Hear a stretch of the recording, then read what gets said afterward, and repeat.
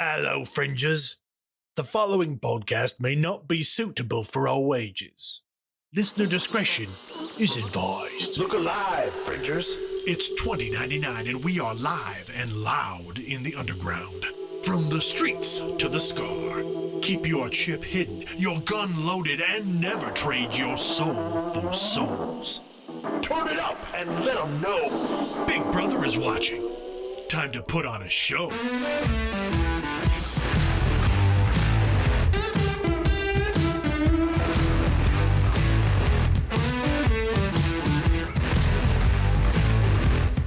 Hello, fringers.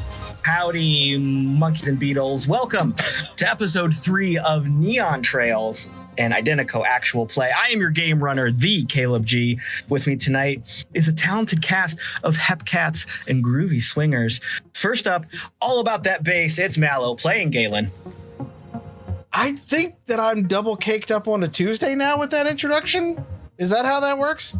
I don't know if that's how that works. Maybe that's how that works. You gotta tell me, baby. It's about scientists. That's how that works. Hey, Yes. Let's go. All right, good. We got a professional here. Yes. If you're lost and you can look, you will find Wild playing B. Yes, hello. Good morning. Good evening. Don't need no doctor. Don't feel no pain. It's Pete playing Dog. Hey, I'm here. I'm queer. Kiss my ass. Rose tints my world, keep me safe from trouble, and Lauren playing Drall.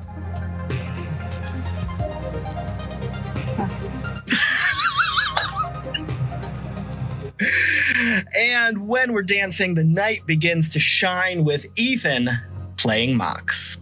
Oh, loving that intro. We're on a theme. There's a little theme tonight, which might be some foreshadowing as to what's going to happen later. But we do have to get some housekeeping out of the way. Of course, Identico is live every Tuesday on twitch.tv/Identico, alternating games of Chaos Incorporated and Neon Trails every week at 6 p.m. Pacific, 9 p.m. Eastern.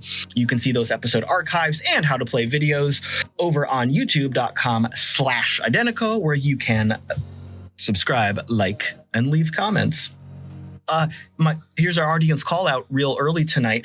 When we get to the action, there will be a thing that needs a logo. Maybe you can think of what that logo would be that we can bring into the game. And that's some hot nonsense, but it'll make sense later. Be sure to follow us on the socials for all announcements and the news. Look for us at Identico and at Humanoid Games, wherever social media services exist. Be sure to visit playidentico.com, where you can read the basic core rules for free. You can buy that fancy book, fancy books, things, stickers. Oh my God, it's all over the place. Oh, falling out of my chair. I saved it. Okay, good job. You can pick up our latest adventure, The Good Doctor, books, stickers, and other merch to support us all. And if you are live with us right now on Twitch, be sure to spend those channel points to give us some rerolls, because things are definitely going to get wild tonight. But before that happens, let's remember what happened last week. Galen, Drall, and Mox met with Donovan, their employer, and Callisto, his bodyguard. Drall and Donovan discuss the business of getting the actual device Mox has created, as Donovan continues to insist that what is on the table is a fake. Suddenly, Mox realizes that Donovan is someone he's worked with in the past and sees through the ruse that is being attempted. Mox goes on the offensive and dismantles Donovan with a clever monologue. This shakes Donovan's determination, and his glam disguise slips out of place. Dog sees this confrontation and hypes the Barflies crowd up into kicking Donovan's ass out of the bar. Galen buys Callisto a drink and plays wingman for B. Those two head off into Solace's nightlife, while Galen, Drall, and Mox discuss their future financial arrangements. They decide to work a few jobs together to make some souls and see what happens. Drall convinces Dog to let Mox stay with him for the time being. Shenanigans ensue. The next morning, Drall and Galen pick up a transport job from Solace's gig board and gather their new crew to start planning. We have a crew. A crew, it's official. So we open today with glare on the camera obscuring our vision. Not that sci-fi spaceship glare. This is the glare of the sun burning our eyes in reality. It's reflected off the hot desert sand. Yeah, fuck J.J. Abrams. I wasn't going to say it, but okay. Channel owner. Idling in the shade of a rock outcropping is Galen's Winnebago. Our crew has spent a busy few hours gathering gear and making plans for their new job. They are serving as the next leg of transport for a special package that must be handled with care. It cannot survive at high altitudes. It must be kept at specific temperatures at all times. They don't know what is in the box. What they do know is that its next destination is on the other side of Dust Jockey Land. This desert tribe is too smart to threaten Solace, but has carved out their territory and maintained their boundaries with clever brutality. The crew tries to keep calm and collected as they wait for the previous courier team to arrive. So the Winnebago is sitting there, waiting. Let's start with Galen.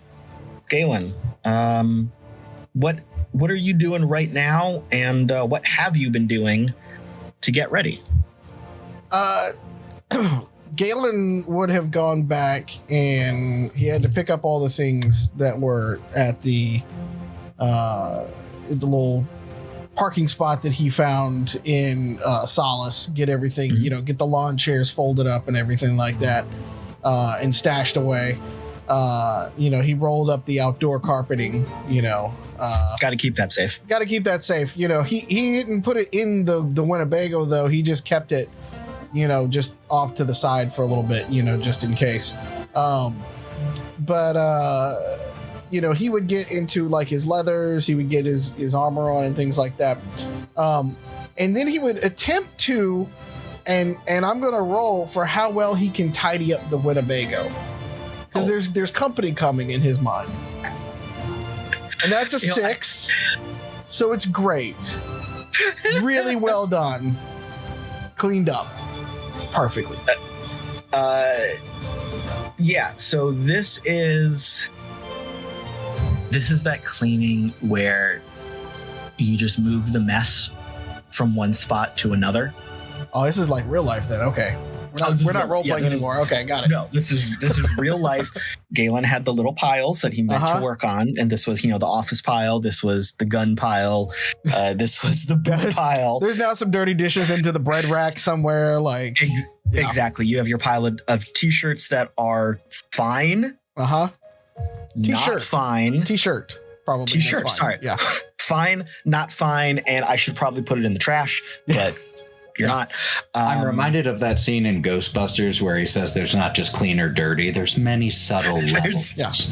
Exactly. It's a spectrum, much like what Galen is true, by the way. I feel so called out right now. I'm sorry. This is all of our lives. This is all of our lives. I roll a 6 daily. I'm lucky if I get a 6, y'all. 6 is like, whoop. Because I think I've got a negative modifier on this stats, and 6 is great. But yeah, you Identicode 2.0 is going to have an executive function stat. I feel like that's fitting. That's.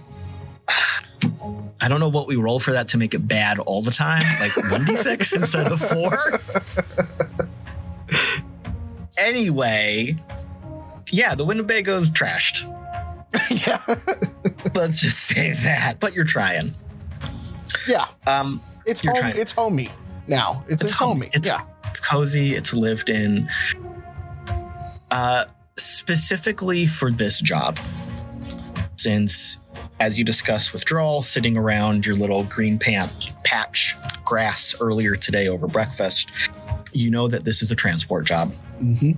You know that you will be moving through very dangerous territory. Drall's told you a little bit, but not everything. Just, there's a lot.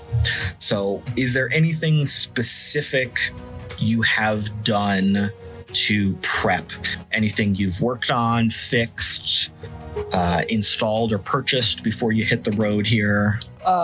Galen will attempt to try to get a few sticks of dynamite or C4 just in case. Okay. The just in case explosive stash. That type of stuff is not hard to purchase in Solace. So, if we were going to do a roll for it, it would end up being, how expensive it was, but okay, you got it. You got it. You know some people. And he's going to hope that somebody knows how to actually use it properly, because either he's going to be driving or he's going to be shooting. So, that's backup. Explosives expert. Yeah, that's backup. Backup. Gotcha. So you were just buying the stuff for the experts to use. Look, this is a new crew, and the last time we tried to work with the three of us, it was okay. It went okay. But, Mox didn't even get to shoot his gun. So he's not quite entirely sure, where everybody sits and stuff like that with it. So, he's just trying to, in addition to trying to be welcoming, he's trying to, just feel everybody out. Try to get the team, it set them up for success. Gotcha. You're doing the prep work so that when the morning shift comes in, they don't have to cut the lettuce and bake the bread. Yeah. Now, if we are waiting there for the package after this flashback, Galen will be sitting out playing a guitar. Okay. Out in front of the Winnebago through a really tiny, crappy amp. Perfect. Yeah, so that is the scene we are seeing. You are sitting there in front. Of course, the Winnebago has its sensor package inside. That's probably keyed to your glow, but you're just kind of hanging out. Yeah. Are you doing this to keep your nerves cool? Are you doing it to keep a weather eye out for danger? What's your motivation here? It's a little bit of both. So it's to not look suspicious that we're waiting out here and all like that, because it is, it's a giant, tour bus looking Winnebago, so it's huge. Okay. So it's either really, really squishy cargo, or we're just hanging out on an adventure doing our thing. Either way, we just want to kind of keep it casual. And it allows Galen to kind of keep an eye on everything with his watcher and stuff like that, Cool. It unfortunately is bright day right now. This was one of those jobs that you couldn't really define the time. You would have preferred to do a run like this at night for the heat, for the stealth aspect of it. But because of the nature of the package, the courier is coming at this point of the day. You had to be there at this point. That's why there's a lot of zeros on the paycheck for this gig. That's fair. The chrome is a little bit dirty now, so it's not quite as blinding in the light. Right. So you had mentioned Mox. So Mox, what are you doing on the Winnebago right now? On the Winnebago? As in work on the Winnebago? Well, or just around it? You tell me. As we are waiting here killing time, what is Mox doing? Very first priority is fixing that damaged servo motor on Argus's left paw. Yes. That was pointed out previously. Thank you very much for that. That only takes a little while. The next thing people see Mox do is from one of his pouches, one that he actually reached towards during early interactions with Galen and Drall and then took his hand away. He pulls out some C4 and gives it a... Yeah, still good, all right. Make sure everything is prepared with that. And last step is assembling his rifle ahead of time so that doesn't happen again. My man. And the whole time he's assembling, he has Casey Jones playing through Argos, as the name of his hunting rifle is Casey. All right. Before the crew left Solace and everyone was discussing the plans, is there anything that you would have needed, wanted to do, gotten into before you hit the road? Depending on how much time was available, the Mox's first goal in Solace is to start establishing contacts. People he can work through in order to get those missing pieces. People who know people who know people who might be able to acquire some more restricted items so that he can continue doing his research and continue possibly upgrading Argos on the sly instead of having to go through a manufacturer in a Plex. Okay. So I think it was probably a couple hours of prep before y'all hit the road. So why don't you give me an underworld check for what you might have done during that time? So I have a -1 in that. Unfortunately, he's not so good at that. So 5. All right. So This is why we have Drall. this is wonderful. That is exactly what we have Drall for Yeah. and Mox is going to have to learn that. And this is going to be a great opportunity. So, Mox, you didn't wander off, but you didn't stay with the group. You know, you explored a little bit. You had some downtime while everyone else was doing some other things. Solace is massive. You've been in Metroplexes before. This is like almost like a small Metroplex. Not that there is a small Metroplex, but it's got that visual comparison, that emotional feel, you know? You know that there is so much more here than you can see. And it's a lot. It's very overwhelming, but you're not going to let that stop you from doing what you need to do. You've got that bravado. You've got the skill. You know you're smarter than half of the people here, probably. So you walk off for a little bit. You kind of start in that area where there's a lot of food vendors. You can see that, as we talked about last time, the main promenade, the main floor of the canyon is very much merchant alley. Very bright, very colorful, flags and lights everywhere, signs that people have made, some neon that's broken, some like a word but 2 of the letters are neon and the rest are spray painted on because they didn't buy more neon like after the glass broke. It's just this awesome mishmash of stores and shops and things layered on top of each other. You can easily see, all right, this is the mundane world. Food, clothes, glow equipment, everyday run-of-the-mill drones, vacuum cleaners. This is the normal stuff. You want to find the good stuff. So you strike off, walk past a handful of vendors here and there, and one of them catches your eye, and it seems like it is a very small, unique, kind of like a specialty shop.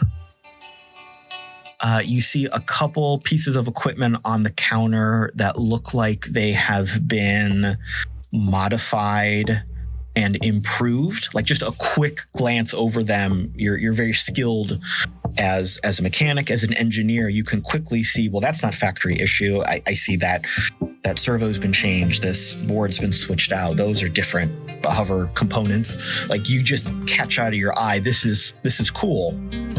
So you go over there and you're poking around at a couple things, and there's this kid manning the table, and they look up at you. You gonna buy something?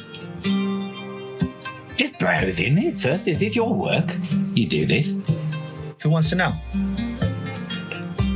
Just a fellow enthusiast. It's good work if it was yours. Does this fellow enthusiast have money or trade? He does. Yeah, it's my goddamn work. You think I'd be selling it if it wasn't mine? See, was that so difficult? I was just trying to get a bit of basic information. Thank you. Hey, I don't know you. You're weird. I'm trying to be careful. This is my proprietary information and product. You might be trying. Right. Hey, I respect it. Secrets of the trade, I understand, I do. And that little addition you did right there on that? Yeah. You didn't do that with strictly street legal items, did you? I recognize that. Buddy, where do you think we are? Nothing's street legal here. What's wrong with you? I'm new here, okay? It's my first day. Oh my god. So, you have a question. I don't have time to deal with newbies understanding blah blah blah blah blah blah blah. You can buy something or you can go. I've got an appointment. I've got a special appointment. Can I buy information? That seems like a really suspicious thing that a suspicious person would say, so I'm going to say no. You know, that's entirely fair. I probably thought of a different way to approach that. Yeah. Thanks. Good critique. I appreciate the constructive criticism. Thank you. Have a good day. And as you walk away, this kid leans over the counter and is watching you go. And then you hear this kid yell, "Yo, don't sell him shit," to someone else. As Mox exits this shop, he just kind of slumps back against one of the walls and is tapping at his pockets. I need a fucking smoke. There is a smoke shop nearby. Away! So this is one of those shops that is not on the ground floor, so to speak, not on the main level. It's a couple levels up. And you can see from where you're standing, you're like, oh God, I need to smoke. And you just look up at that right time and you see a neon sign just clicking on that said shop open. And that's what caught your eye. And it's just smoke shop. So you see it up there, kind of to your left. And there happens to be a door also to your left that looks kind of underneath it. And you're like, oh, there's stairs and a door. I bet if I go into this door and up those stairs, I can get there. And then within 30 seconds, you are lost. Solace is a rat's nest of buildings and natural caves and built caves. You're completely lost. You're turned around. You finally see daylight. You stick your head out. You're nowhere near where you were before. You're back where the food is. And as you stick your head out and you're making your way kind of back into the open air, totally confused how you got here, you see that B is walking by and she's got her arms full of stuff. So, B, what have you been doing this morning for the last hour or so? So I've been collecting things to build. Argos, the drone, really, inspired me, so to speak.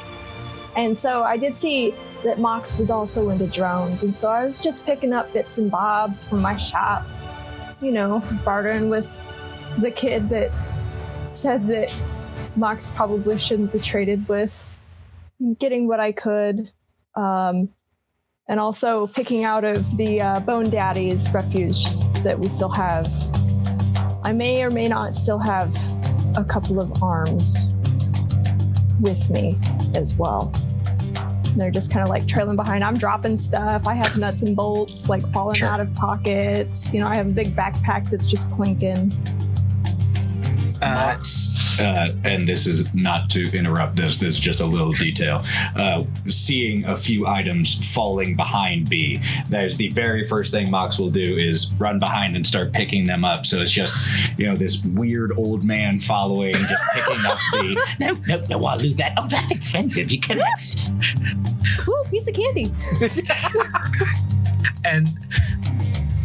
And B, I don't think notices that right away and is taking some left and right turns as she is shopping. So for probably a good 10, 15 minutes, this little cat and mouse trail of B shopping and adding things to the pile and dropping things, and this weird old man following after her with a robot dog, picking things up, is just going on. Eventually, I think B realizes that Mox is there. She does one of those like, okay, I'm here, I can turn to go. And she like turns right into Mox. Hey, Mom. I think you have a hole in your back. Oh, that happens all the time. It's fine. I was bringing things. You know how you get like bored on road trips? You just bring all of the things that you just want to like do, or you think you might want to do when you're bored. I figured I'd bring some stuff, and I know that like you like drones, and I've been thinking about making some, and I know you like explosives, and I like explosives. So I figured I'd bring a couple of DIY kits, the do-it-yourself kits. So this is like the explosive and engineering fidget spinner. That's what all this is. Yeah, with the fidget cube too, and maybe a Rubik's Cube in there, and a Rube Goldberg machine. You never heard of those? I am 100% for this. So this is brilliant. Thank you. Yeah, it'll be cool, right? What do you think? You notice at this point, by the way, that Mox's like pants are sagging around his bony waist just from the amount of shit that he has shoved in the pockets picking up from B. And like that's still like Argos has like opens his mouth and one falls out as he's been storing things because I've got nowhere left to put them. You've collected quite a bit of that. Do you want my belt? Looks like you need one. I love that that's the solution you propose. Not, I'll take the stuff I dropped back. No, you want belt. Just like give it to me back at the bego. It wouldn't be that big of a deal for you to like carry it. I'll buy you. I'll take a belt. I'll buy you like what you were looking for. If you were looking, because it looks like you're lost. Yes, I am. And all I was looking for, this place is a fucking nightmare. Isn't it great? I love it, and it's awful. And all I want right now is real tobacco. That's it. Do you know where I can get a smoke shop, and I'll help you carry all of this? Yeah, it's right here. This store right here. What? Son of a bitch. Has a giant cigarette on the door. Are you sure you can read? Yes, I can read. Okay, cool. Well, let's go in. We'll get some tobacco. I heard that they also have some of that synth weed that they were selling over in them cities. I think we should try some. I'll try some, but nothing hits like the old stuff.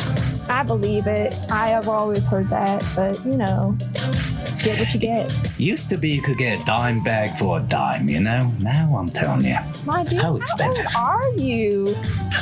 Let's go inside. Let's go inside. All right. So they can go inside. I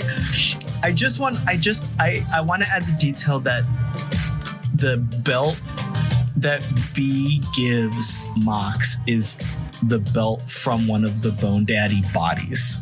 Yes. It Okay. has like bones and has Yes. it has like some Yeah. ammo holsters, think like Cassidy from Yes. Overwatch. Yeah. And It's not whatnot, baby. and the under right over the buckle is like some sort of animal skull, Yes. and there's still a little bit of blood on it.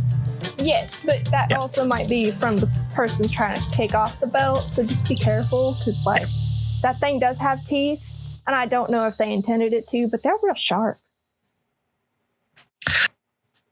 So the two of you go into the smoke shop, get whatever you're going to buy, and make your way back to the Winnebago before y'all took off. Also roaming around Solace, well, potentially roaming around Solace, was Dog.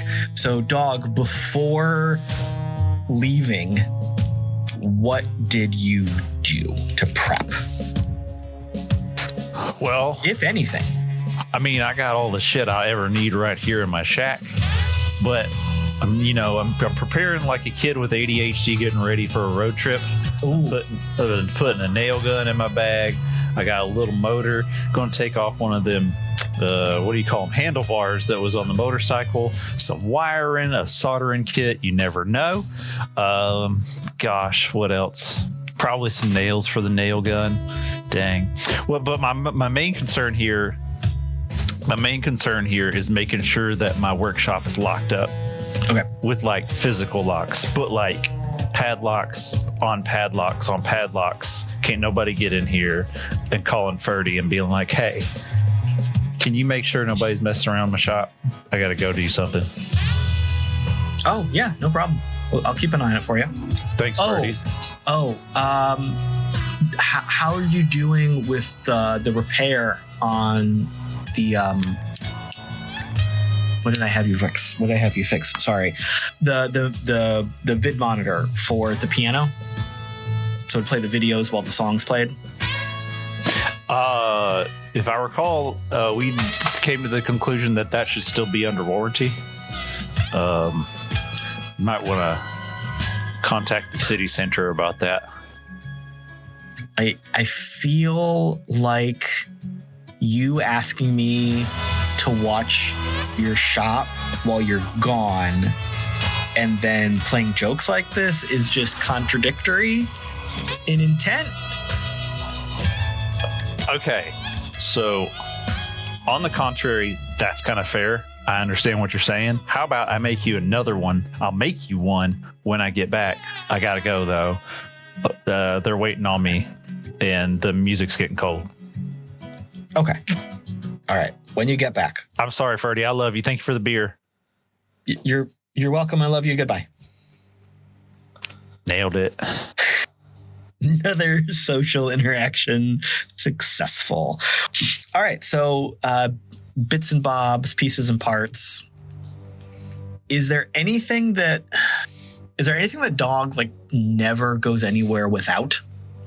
Or is it just kind of in the moment, whatever you feel you need? If he's really heading out, he'll have his sidearm on him. But for a trip like this, definitely will have a shotgun. But he has a homemade machete that is preposterously large and homemade, so you can kind of figure what that looks like. So some sharpening stuff for that. But the machete, and an attitude, and a change of Hawaiian shirts and cargo pants. On the scale from real machete to like Buster sword, where does Dog's machete lie? Dog could swing it with two hands. One-handed is going to be he's really going to have to wind up. Gotcha. So if he's wildly swinging it with one arm, I mean, get out of the way, because he might mean to stop here, but it's going to keep going. Sure. Another 3 feet. So does that make sense? Yeah, it's a big old claymore. I feel like maybe he made it out of an old piece of metal siding that he found and kind of ground down the edge on and tried to put some reinforcement in for a big handle. Yeah, like shims that you put in a doorway or whatever. It's just that, but big and made out of metal. It's unnecessary. They're supposed to be thinner to be lighter. He's like, no, it's also a hammer. It just means it's a universal tool. That's smart planning. There it's are a no hammer. unitaskers. It don't break. Right. All right. I feel like in this flashback montage, there's also a scene of Dog bringing the machete to the Winnebago and trying to get it into the door and it not fitting. And Galen like, no, we'll mount that on the outside. Whoa, now, hold on. I'm sorry. Janine comes with me. She is not an outside rider. Y'all look out. It's not the first time this has happened. The doorways are a common thing. Yeah. We'll work it through. This is a new door for her, but she comes in. So I feel like at that point, Galen like tries to like gently place it down, but it's in the hallway leading from like the living room into like where the bathroom would be, like before you get to the master bedroom, quote unquote, in the back. Like that's where it fits right now, you know? Yeah. I mean, you got any towels? I'll make a sheath for it. He's got a couple, yeah. Okay. Yeah. We'll use those and it should be safe as a button. We tuck it in for a sleep. There you go, Janine. I'll take good care of you. All right. And Drall. Drall is the one that got the gig. Drall is the planner. Drall was kind of organizing the meeting that morning. If we remember from last time, we kind of ended on everybody sitting around that patch of AstroTurf. B was eating granola, sitting next to Argo. People were discussing music over top of this hollow display from Drall's glow with the map of the territory. I feel like Drall was probably the one giving orders for some prep. So what else was a priority before y'all hit the road? So the main priority for Drall is, of course, to get everyone organized. But she also doesn't like breaking her morning routine. She's very strict about it. Good. So she's going to have a zippity-doo-dah fucking morning. So we usually see Drall. She has long hair, but we don't ever see it down. She usually braids it and pins it to the back of her head and hides it under her hoodie. She also wears a shawl across her face and neck. And the hoodie has got 2 arms, and she's got 2 crossbody bandoliers for her knives. So she's usually pretty well covered and well armed. This morning, Drall has her scarf around her shoulders. It's not covering her head. You can see she's got this kind of like wavy, greasy, partially knotted in some spaces, dark hair that falls to about her collarbone. She's got a smile on her face. You can see she's missing a tooth now. And she's only got 1 bandolier on. It has no knives in it. And she has what looks like her hoodie slung over the hip portion of that bandolier. And she is in search of needle and thread and extra knives. So her morning is going to start as it usually does. She's going to stop by a food stall, grab a hand snack, get some whatever functions as caffeine, whether that be a pill, a cup of coffee, a drink of some kind, whatever. She mixes it up. As long as she does it at the same time every day, we're good to glow.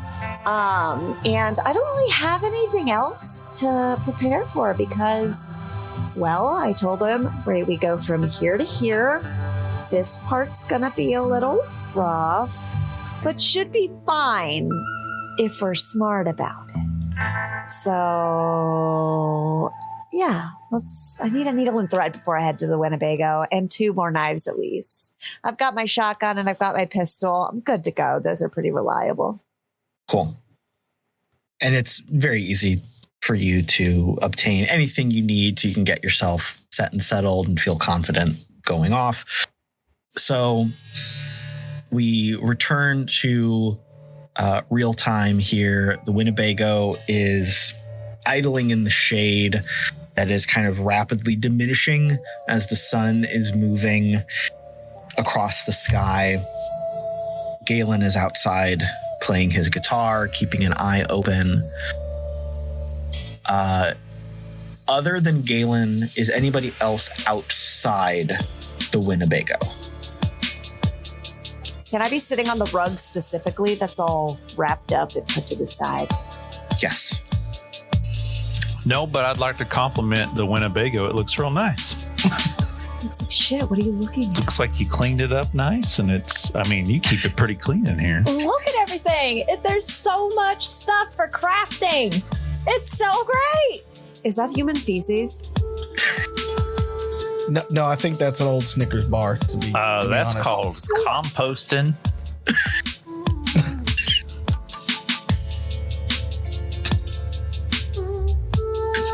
Constitution for that. I feel like you should have to roll Constitution for that. The visual bit of you jumping for the imaginary Snickers bar that may or not be fecal matter is just going to be lost on future podcast listeners. So if you're listening on a podcast, please go over to youtube.com/Identico and find this moment. You will love it. All right. Candy. So those of you who are outside, give me a perception check.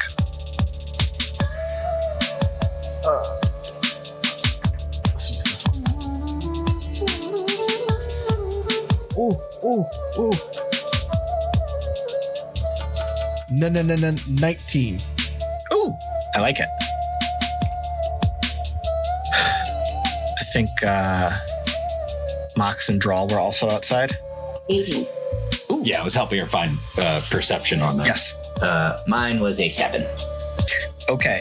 So, Mox, I think you are probably working on something down on the ground. It's totally focused your attention, so you don't see what's going on. Is it all right if I get under the Winnebago for a second? There was this sound that was killing me. Do you mind if I get on there for a second? I'm just going to do it. Thank you. Scrabbling underneath. You at least ask for permission. Waiting for the response doesn't matter. All right, so Galen and Drall, both of you, your ears perk up. You got some pings on your glow from the sensor package on the Winnebago. The courier is on their way. And 2 things are wrong right off the bat. 1, they're late. Not by a long time, maybe 20 minutes. But that just stands as suspicious and worrisome.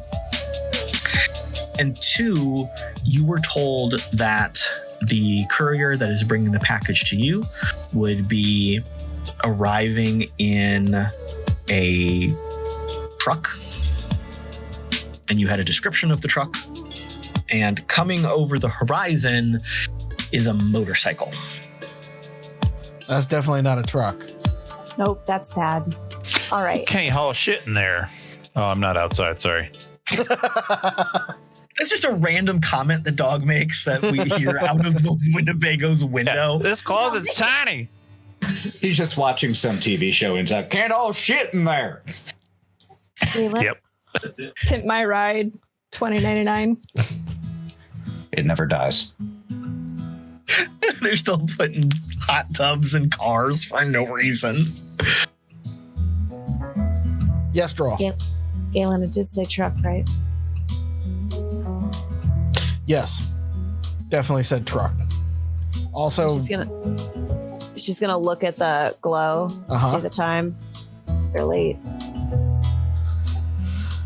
And as you two are having this conversation,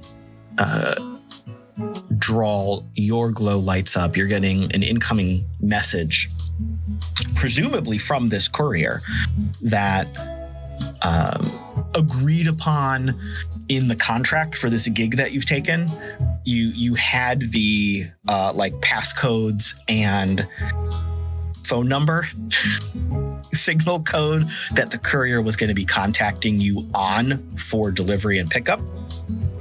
So you get that message, package en route, ETA 5 minutes. Is it possible for me to send anything in return? Of course. How many wheels? You see the little ... and it erases and goes away, and ...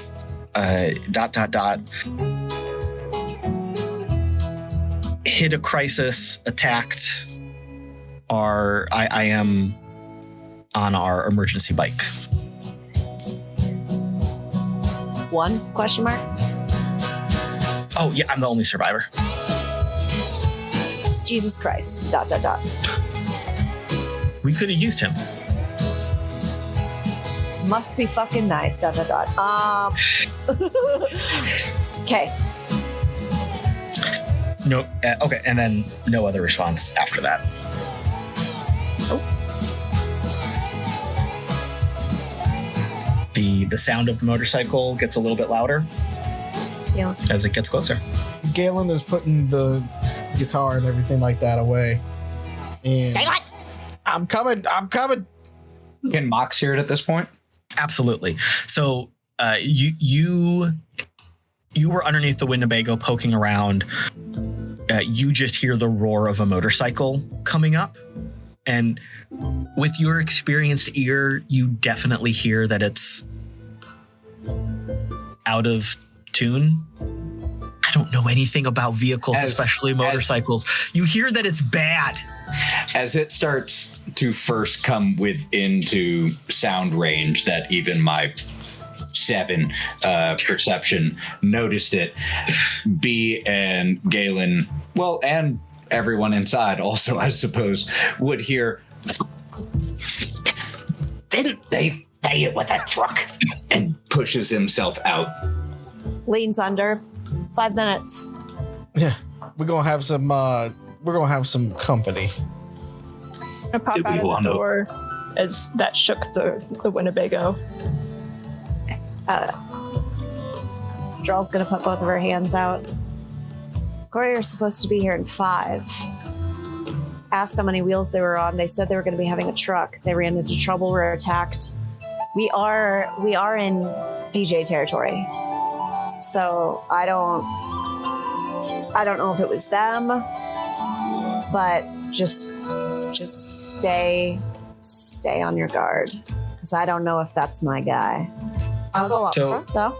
So B and Dog are both very aware of the dust jockeys as I'm not going to say looming threat around Solace, because they know not to mess with Solace, but it is a fact of life that you don't go to that part of the desert. If you cross that line, whether or not Dog has peed on a cactus, you're probably dead. You've known this since you were kids. This is like, okay, you've learned how to walk. You've learned how to begin communication. Don't go over there or the scary monsters kill you. These are the boogeymen. That's what this is.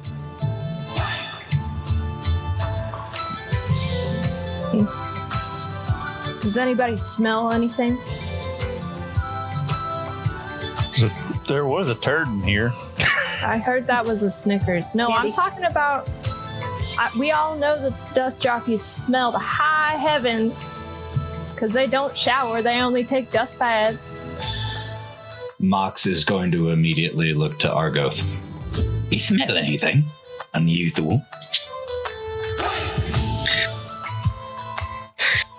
Sorry, I was going to make a terrible joke, and I'm not going to do that. Why don't we have Argos roll a perception check? That feels appropriate. What bonus should he have for perception? Because I don't believe it is listed by default, so it's up to you. I believe this was a category D we said pre-show, so I think that was a 1D plus 1d8 to relevant things. So 1d20 plus 1d8, is that what you'd like me to do? Yeah, and then add the two. Yeah. Sweet. Yep. Oh, 23. Nice. Oh, okay. So Good dog. Good doggy. He walks out from your little area, trots out into the desert, does that whole dog head cocked over to the side little thing, and you see like some LEDs light up that are part of his sensor package, that it's working. And he comes back, and a little result pops up on. Well, do you have a display like on him physically, or do you have it come to your glow? To my glow. Cool. So it pings over to your glow in your little Argos app. It says it confirms that within the radius of his sensor sweep, there are currently like 2 pings. Y'all and a dude. One warm body, and it's moving towards you. Well, I mean, according to this, we stink too, but someone else who doesn't smell great is coming this way. And Mox is going to grab from leaning against the Winnebago Casey his rifle, which it's bolt action hunting rifle, and down the barrel, not the barrel, but the body of the rifle are the Grateful Dead bears that are transforming into mushrooms down it. And with the scope, it has an 8-time scope, so it's going to raise it and try to see who's coming. Oh, cool. So you absolutely see this. You see a lone figure on a motorcycle. This motorcycle is held together by rust and duct tape. It's spewing black smoke. You see an oil drip. You see a lone driver. They are hunched over the handlebars. They seem to be favoring their right shoulder a little bit. So like their right arm is kind of cocked over, but still like trying to get the handlebar a little bit. Their left arm's doing most of the steering. They've got goggles on, not a helmet. Big scarf wrapped around their face and neck, kind of blowing out behind them. You can see not a whole lot more detail because of so much dust being kicked up, but you just get that instinct that they're not doing well.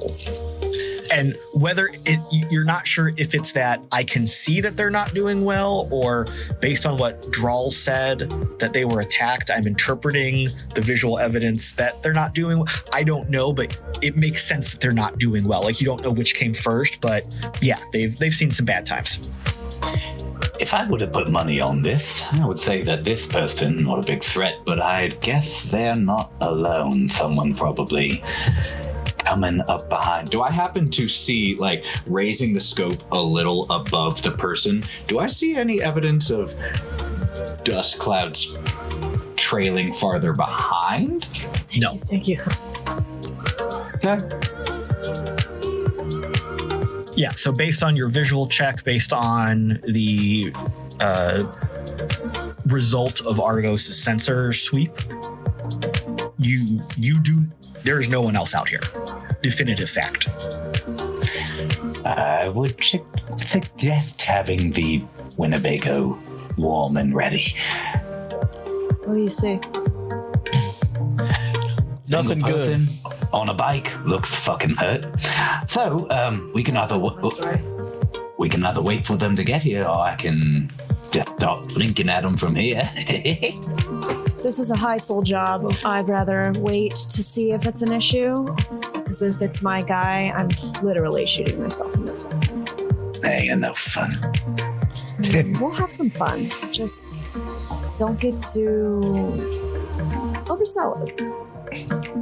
That comes later. And as you're wrapping up this conversation, the motorcycle gets closer. You can all hear the laboring of the engine. You can see some of the smoke and oil spitting out of it. It comes to a shuddering stop, maybe 50 feet away from you. And it feels like it wasn't necessarily the intention of the rider to stop it that far away, but it probably stopped working and is kind of skidding to a halt. Does he have a package on him? You see the figure stand to their feet and reach into a saddlebag. Okay. And you're too far away to judge other packages. But yeah, he reaches into the figure reaches into a saddlebag and pulls out what kind of looks like a thermos. Like about that size and hefty. They can hold it in one hand. Oh, I just shot myself in the foot. It's girthy, but not too big. Go on, please. Easily manageable. Uh-huh. How My long man. is it? Got into trouble so quick this game. Mama bear package. From about 50-ish feet away, it just seems like a black thermos. Galen is quickly adding two-hander lander to his special equipment. And as this figure walks towards you, Drall, on your glow, within the like secure messaging aspect of this job board, you get the security code for a call and response, and it is accurate. It is exactly what you should be expecting from this courier. Like they send you a little data package that has the right code that you were told to expect. Okay. I see a hand up. Really quick, Mox would like to, upon him having pulled to a stop, and climb up on top of the Winnebago with the rifle and lie down. Oh, sure. Keeping an eye around. Okay, absolutely.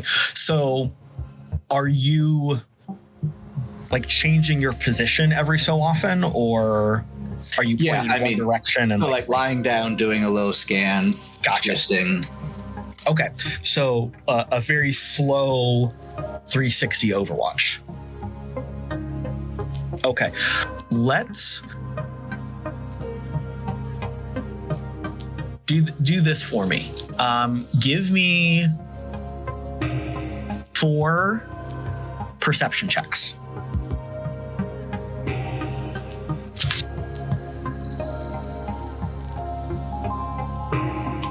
That is the complete ends of the spectrum on this. Great. A natural 1, a natural 2, a natural 20, and a natural 19. So it was a 3, a 4, a 21, and a 22. Wow. Average a 20 over 2 rolls. Okay. That'll come up when it needs to come up. So the courier is walking towards the group. They take maybe 2 or 3 strides from the bike that is just tipped over in the dust, and they stumble. They pick themselves up. Their left leg is dragging, like the knee is not moving. They take another step and they fall.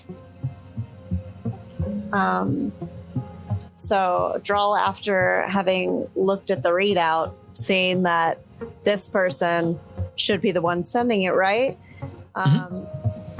Is it usually call and response, or do we just do the thing? So Or do I with decide right now? with a job like this that was higher priority, if the truck had come like it was supposed to, they would have sent their side of the code to you when they were within a certain range, Right. not like driving up to you. They were like maybe a mile or two out. Yep. You would have sent your response so that you both know, okay, the right person's coming to me and the right person is sitting where I told them to be. And then you would meet and do the exchange. At this point, this guy is, falling on the ground 30 feet away, sending, yes, the correct code, but obviously out of this protocol of how far away he is or they are versus being late versus when they're arrived. Like, the timeline is all jacked up, and obviously this isn't the truck that you expected. This is a guy in a motorcycle. Okay. So I'm going to leave that glow message unread and walk towards this person. I'm going to put my hand out for everyone else and just say, Galen. And I'm just going to double check. I'll left hand up if it's good to go. Got it? Copy that. And Galen's gonna. If I move don't his left duster off. hand, shoot. Yep. Galen's just gonna put his hand on his pistol and get it ready. He might even take it out of the holster and just get it ready, just in case. Okay. And as we're getting ready to walk away, I'm going to yell to the person, toss the glow. You see,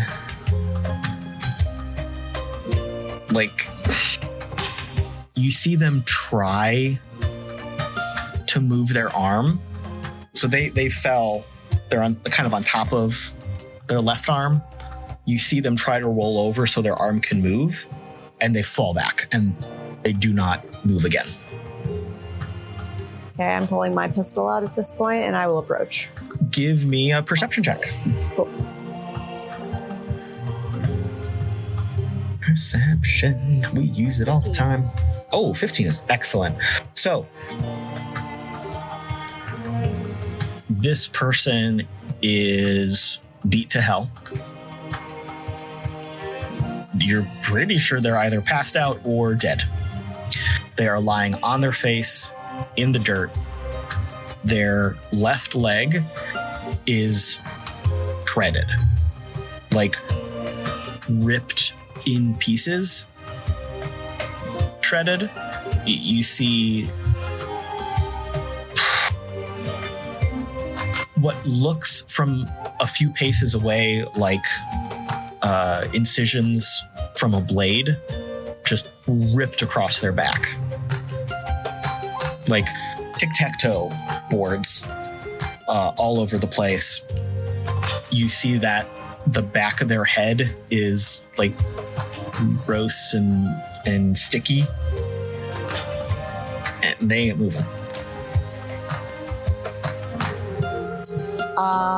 Well, I would assume that I'm familiar with the type of weaponry our friends, the dust jockeys, would use. And is this synonymous with their brutality? Yeah. You are very familiar with it, and it is not. Let me rephrase that. It is not. It is the level of brutality and violence to this individual. Yes. But you know their weapons. You know their MO does not match. Okay. Now, this is a quick glance from a few paces away. Does not line up. She's gonna throw her words over her shoulder at Galen. It stinks. And she is going to crouch and move as stealthily as possible, gun aimed at this person, over to the lifeless body. Poor faking body. It's also stinks to high heaven. As it sounds like dust jockeys.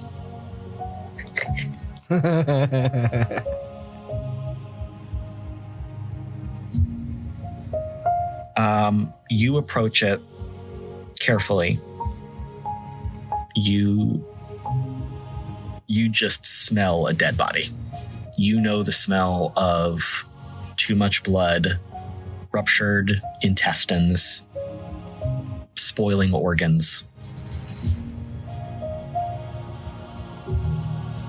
It's super gross.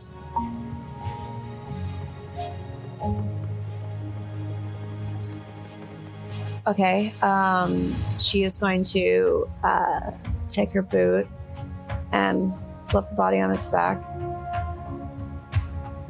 Drop her arm. Oh, go ahead. You see that in the left hand was the thermos, which you assume is the package, and in the right hand, which was, hanging on by tendons. Now that you've turned the body over, kind of tucked into they were wearing a vest.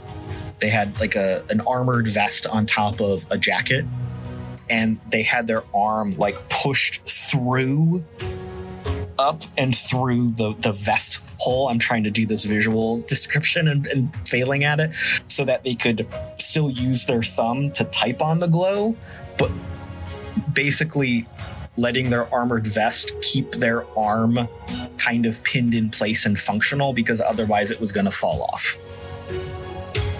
And listeners, you may be questioning how they still typed with I don't know, but that's just what it was. This is cyberpunk. It happens. Super articulate tongue. Don't Swipe text. It was talk to text. That's what it was. Perfect. Okay, so Drall, upon seeing this, she is going to kind of like lose the rigidity in her body, like flipping a switch. And now she cocks on the side. She puts her hand up like this. So everyone knows that they can relax. And she's going to cross her arms. Well, fuck. That ain't just DJ's. This is... What the fuck? And she's going to reach over and pick up the thermos. So you pick up the thermos. It is lighter than you would expect. And are you wearing gloves or are you barehanded? I wear gloves. Okay. So it feels cool in the desert heat. And for a second, that doesn't track because you just watch it ride through the desert on a motorcycle, and you'd think it would have picked up some residual heat. But it's still very cool in your hand. Respect the prop work. Yeah, very good. Do you actually go to open it? Oh yeah, fuck yeah. Okay, cool. So you go to open it. I'm not going to aim it at anyone or myself. Radioactive. Step 1, point device away from face. Step Doesn't 2. feel right. Is her opening this something that I clock with my 1s and 2s or my 19s and 20s? I'm gonna say your really good rolls are when you are looking another direction. Why wouldn't they be? And they're gonna come into play in a minute. Okay. So we'll get there. So yeah, you go to open it, and it's like a sealed lid. So you twist it, and then it pops off. Like you twist the latch into place, and then it opens from there. When the lid flips up, there's a little display, and you see that it is like a status display. And you see a whole bunch of data and information that you don't understand right off the rip, but at the bottom it just says, all systems green. everybody else, other than Mox, who's up on the roof, is anybody else coming over? Well, yeah, there's a dead body out there, and I need to salvage it. With a union of arm, right?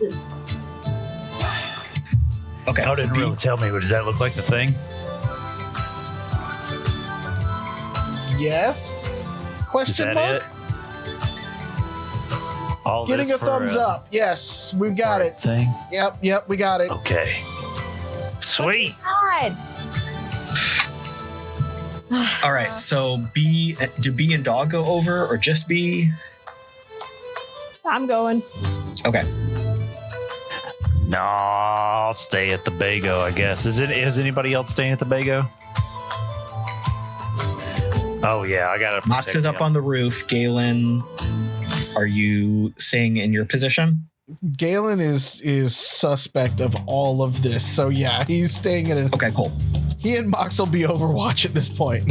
Yeah, shotgun at the ready, staying at the bego. All right. We'll get back to both of you in a second. B, as you walk over, you are also very familiar with a dead body. Seems like a dead body to you. But I would like you to make...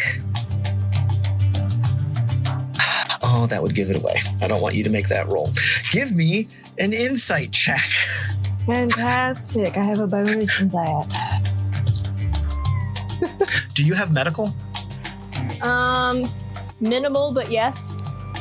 Okay, still make an insight check for me.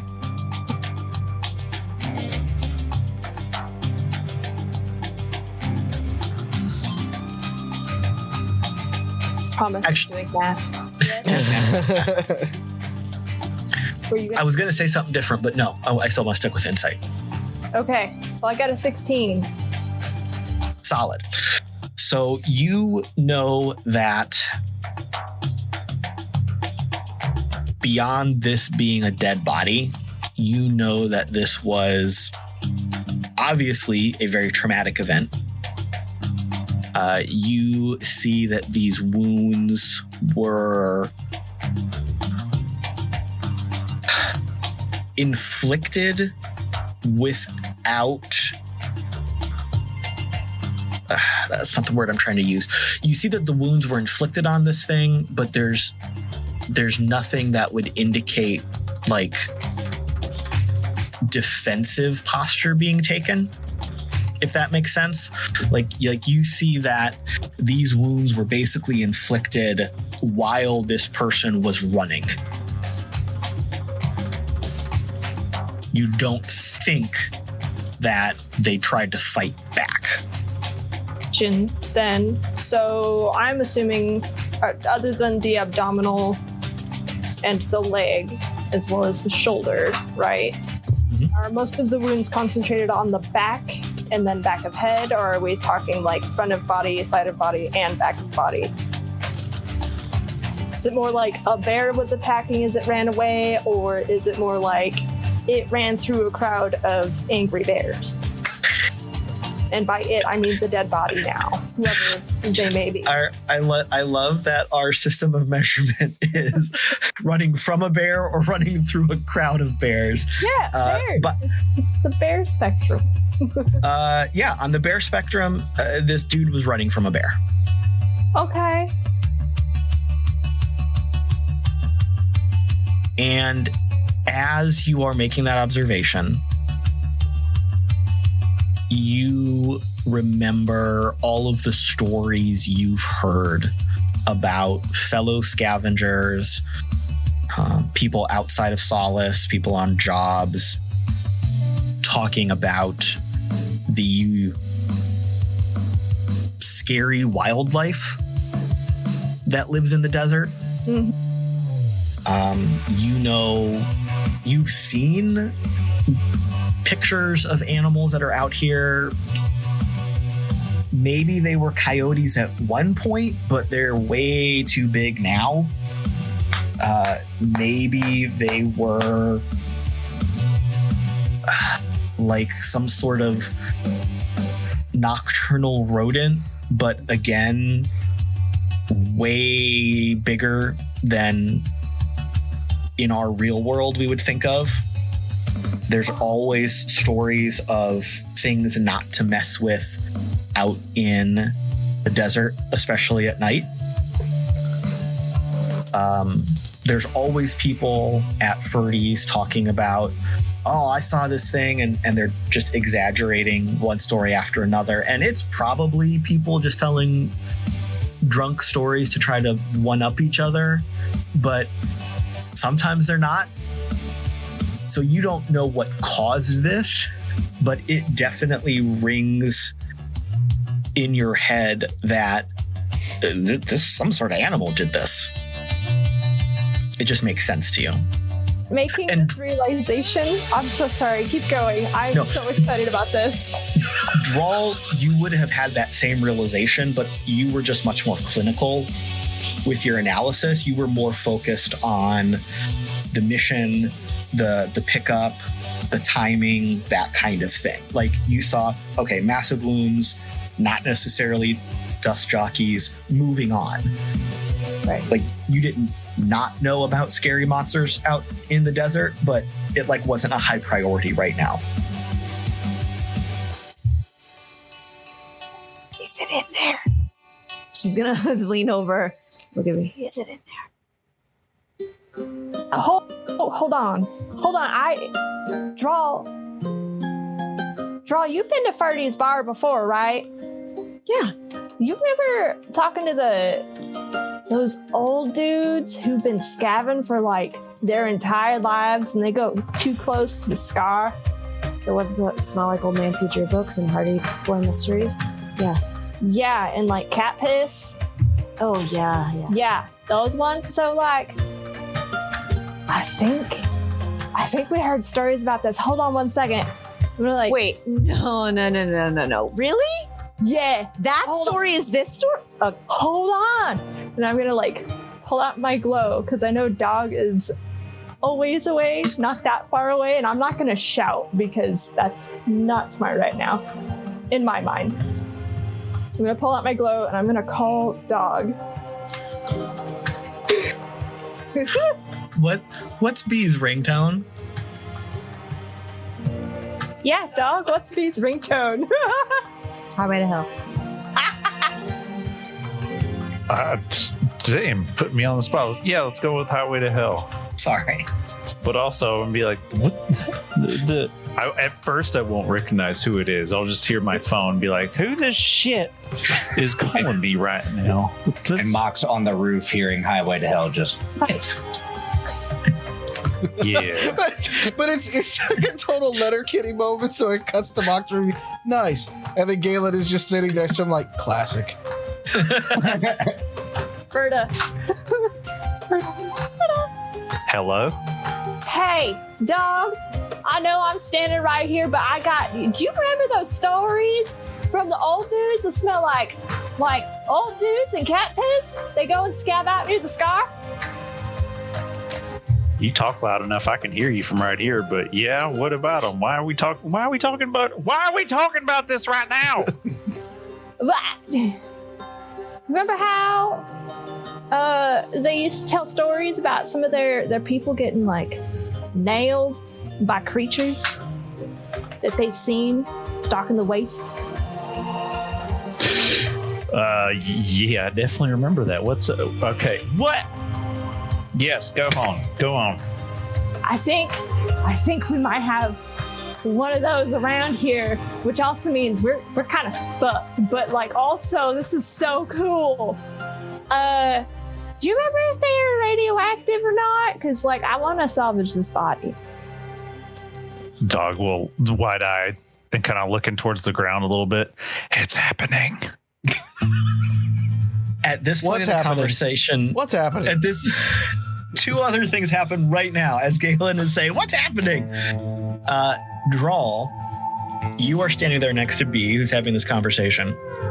You still have the thermos in your hand, the device, the package. You see that on the display screen. You see that one of the graphs, one of the little bars, is a timer. and it starts to tick down. So it like loses a bar. I'm gonna chuck it. Nope. I'm torn here because I feel like I want that role play to happen, but also I kind of feel like as a professional, you might have known not to do that. So she panicked. So she goes to chuck it because she was already suspicious of this body. She's like, are they rigging this body? Is someone fucking with me? It's not even my birthday, you know? And so she goes to chuck it and then just caps it and then uncaps it and looks at it again. So as you look at it again, Burn a clock. Right. This is the clock of the coolant system that is built into this container. And it is starting to count down because this is under, you're on a timer for getting this thing delivered. I envision that whole Drall chucking it thing like one of those scenes in a movie where you see it play out fully and then it just cuts back to before that happened as it all just played out in their head. Girl, I ain't gonna do it. I ain't gonna do it though. And then as that is happening, Mox up on the roof. So Winnebago's parked. The rider came in from, let's just say, your left. You, as you were kind of going Overwatch and turning out to your right. So like the opposite of where this unfortunate person came from. You see a cloud on the horizon. You see almost like a solid black storm cloud, not spanning the whole horizon, but just like a patch of black right there. And it's coming closer very quickly. Was that the direction we were? Sorry about confusing the cardinal directions. Which direction were we supposed to be going, and which direction, or meeting the next courier, and which direction did dead guy come from? So let's just play let's just play cardinals here. So the courier came to you from the north. You were planning to go east. And this cloud is coming to you from the south. But you also know that basically everything east, south, you know that is all dust jockey territory.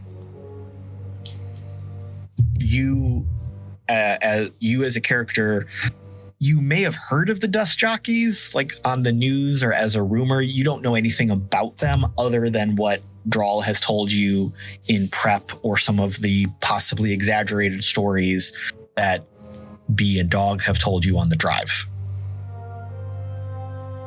They're just not something that you needed to know about because you were busy doing other things. Well, friends, I think we've probably sat here long enough playing with our dicks, and we should hit the road. We got it.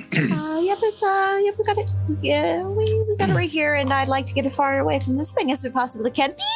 Come on. Okay, but I'm taking his arm. We'll rip it the fuck off right now. We got to go. And you hear this grunting, and then you just hear this. Oh, God. Oh, yeah. Dog's gonna call out as they're walking back, like, "Did he smell?" Like death. Is that really the highest priority right now? Train's leaving, boys and girls. It's time to get on the road. Yep, that's him. Drall's gonna look in the direction of the cloud. Well, not that way. Really, not that way. And it's gonna tap whatever resembles a dashboard. And then I'm gonna say, "Oh fuck! I didn't even get the chance to sew my patch on." Fuck. So you are all back in the Winnebago. Who is driving? Drall, do you want to shoot out a window this time, or do you want me to shoot out the window? I think I've got pretty good flexibility. Yeah, I can get out the window. Okay. Galen is going to step on it then. Okay, cool. So let's kind of set up tactically where people are and what people are doing. Galen, you are driving. Yep. Drall, where are you? Let me rephrase that. Who's in the shotgun? Who's in the shotgun seat? I'll get in the shotgun seat with Okay. the shotgun. Makes sense. Mox, where are you? I would be hanging out, keeping an eye on the rear through the rear windows and possibly kicking up the rear door. Not yet. Perfect. Okay. Dog, where are you in the Winnebago? Is there a window that looks out on the kitchen side? Sure. So there's windows on both sides. There's like the main cockpit kind of area. Then there's like a living room with windows on both sides. Then there is one bathroom. Then a set of like bunks and like storage space. Then a master bedroom with windows on 3 sides of it from there too. Yeah. Big Winnebago. Yeah, I'll be. It's like a tour bus. Nice. Yeah. That is pretty nice. Spared no expense, I see. Dog will be in the kitchen area by that window with the shotgun ready and start rustling around Janine in case he needs to poke her out the window. All right. And where's B settled? Well, I'd imagine that B is sitting at the kitchen table, but looking out the other window. So I'm like, I have all of my crafts and parts in front of me on like a cloth. I have the arm next to me while I'm like trying to pull the meat off and pull the bone out. Like I'm doing some weird shit, but I also have a fold out survival bow like leaned up against me with a couple of arrows of some cool things. Multitasking. Okay. Yeah. All right. Okay. So, Galen, you are driving. You are driving right now on your planned route. So part of the prep that all of you did, you knew that from this point where you had parked the Winnebago, that was the agreed upon point where this other courier was going to come in their truck. This group of them were going to come meet you there, and you were going to take off. If we're thinking the cardinal directions here, they were going to come down to meet you from the north. You were going to go off to the east. Okay. You know that going east is taking you directly into and through Dust Jockey territory. But it's the only way you can go. So right now you are starting on your planned route. There has been no, other than the timing and the strangeness of this exchange, there's been no impact to your journey. Eastbound and down. One of the key things you are all aware of, whether by living here or by Drall telling you, is that the key reason that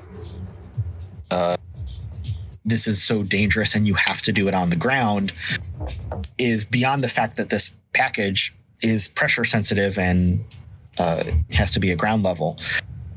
The dust jockeys also have complete air superiority of their territory. They are very, very determined to keep people away from what they are doing, their homes on the ground. Mm-hmm. So part of their reputation is that anything flying through their territory is shot down. Okay. No questions asked, no warnings given. Fair enough. You see evidence of this as you are driving. It's not like instantly as you cross into their territory, but as you are driving, the further you get, the more you see, oh, there's a crashed drone. oh, there's a crashed dropship. Like you see the evidence of other vehicles that have been brought down. Some were brought down This must recently. be devastating to Dog and B and Mox who want all of that. Like Some were brought down years ago and have been worn down by sand and the environment. Some have been brought down recently. mm-hmm. And you're just zipping past them. Like you can't stop. And We're look at this going stuff. fast. This is not a. Yeah. You are also, as you are driving, this is a pretty flat area of desert, but you are driving in between just tons of natural rock formations, mesas and buttes, those big, like standalone, out of nowhere, middle of the desert chunks of rock that are just right there. A lot of them have been eroded by wind and the environment over the years. So some of them have those really interesting random holes in the middle. There's some that look like they're coming down to a point, but they're still standing because the wind is eroded like right at that point, but they're still balanced and connected somehow. So you're driving through this area.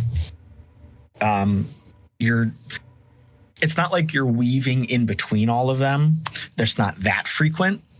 And it's not like... But Galen is aware that, like, this is prime ambush territory. Like, this is why. 100%. Yeah. Yes. This is how they can keep this area so well. Yeah.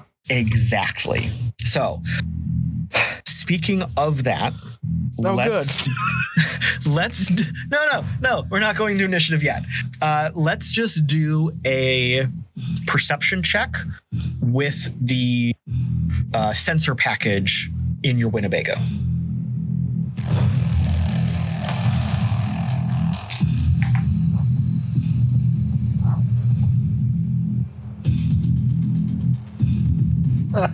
Eight. Cool. You are very focused on driving carefully but quickly, and that is taking up all of your attention right now. Yep.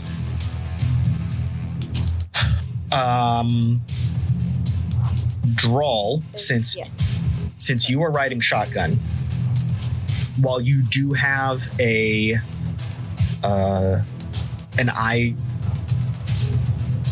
cocked out of the window, you know, you're looking out of the front, you're looking out of the side, you're also keeping a keen eye on the dashboard in front of you and the things that are displayed virtually in the windshield itself.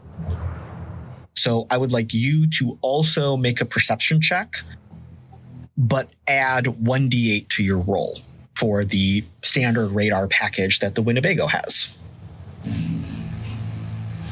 On top of what I have already, or? Yes. So you're going to roll a d20 plus your perception plus what d8? Plus 5. Plus 1.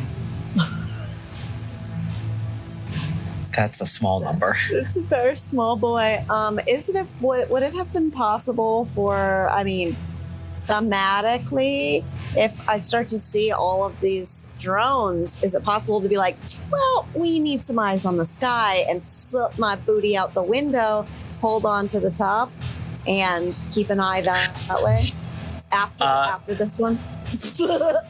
Yes. Would you literally stick your head out the window and look up, or would you use the digital sensor equipment and the computer to look up so that you're not sticking your body outside of the armored vehicle? Well, okay. No wrong answers. I just want to know what you're doing. She would probably, at least when we start coming up on a lot of them, and we have a lot of obstructed sky from how tall these mesas are, she would probably put her body out, her butt outside the window, legs in the car, and kind of periodically just kind of shoop, prairie dog it, shoop, back in. Now, she is your friendly neighborhood prairie dog. Okay. But yeah, she will keep an eye on the readout too, because I may be stupid, but she's not. Gotcha. Okay, so Mox, Dog, and B. The three of you, as Galen is driving, you are looking at all of these rock formations. You are seeing all of these crashed drones. You see transport ships. You see shipping containers that would have been going from one metroplex to another. You see some of them seem like they crashed. Others seem like they were shot down. You see some that had the sides ripped open. You see some that just had like the loading gates, the loading doors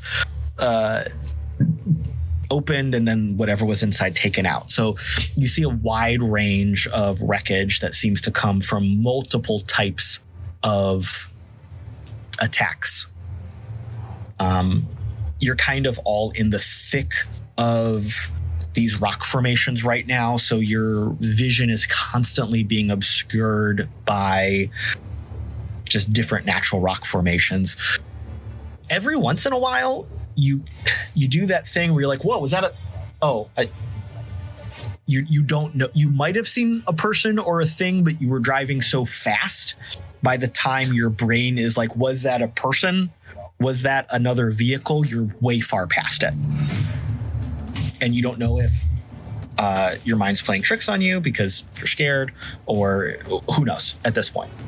Can I be using Argos's sensor package to see if I can note anything as well? Yeah, absolutely. Would you like a perception check for that or not? Sure. That's better. 18.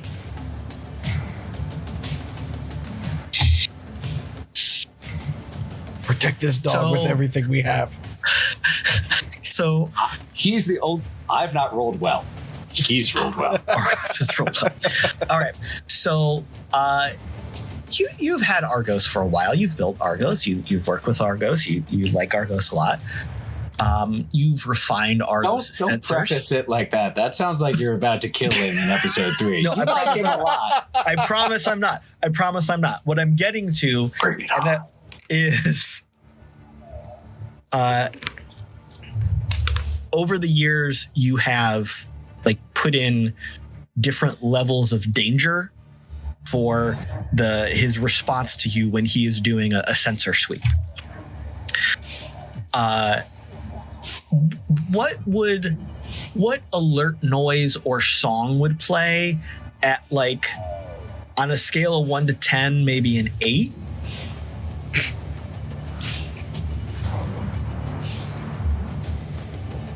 Funny enough, it would probably be Highway to Hell. So that's the second time we've heard that in the Winnebago tonight. Okay, so B, stop calling me. I'm not doing shit. So Mox, you are sitting there in the back, which is kind of like the bedroom area. Argos is, as I envision it, kind of pacing, not anxiously, but walking from one side of the vehicle to the other, scanning, comes back to kind of center room, looks over to you, and this alert music starts playing, and you get the alert in your Glow app, and you pull up the radar suite package. You see your location, and you see like your entire, the whole back half coming up behind you, just red warning danger lights. However Argos would display that. So if we're again visualizing this like a radar circle from top down, your location is center. Your back, I don't know, let's call it like a 90-degree arc. Not full out to the sides, but like a 90-degree arc. You see red danger things coming towards you. We've got company behind us. Is there a back window? Oh, yeah. There you go. Yeah. So would like to presumably pull back the curtains that are there and try to level. Is it night? No, it is like 2:00 in the afternoon. 2 of my games take place in perpetual night, so at this point I just assume it's night.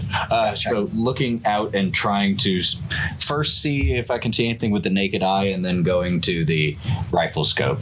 You do not see anything through either your eyeballs or your scope. And that includes looking up. When you look up, that's a different story. So looking up, you see that it looks like a black, not a storm cloud, but like a black swarm. From reasonable guess, a fuck ton of drones. That's one guess, all right. So now that you have noticed this, you can kind of relay that to the group.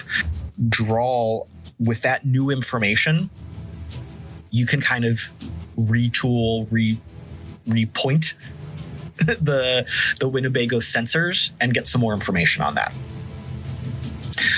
So you see that coming up behind you are flying bogies. You're getting nothing back about what it is. Like the sensors indicate that there are multiple targets in the air coming towards you. But when you try to type in like a zoom in enhance kind of thing, or what are these made of, or anything, it gets unknown. So you're not sure what's following or chasing you.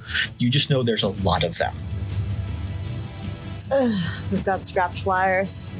I don't like it. Me neither. What?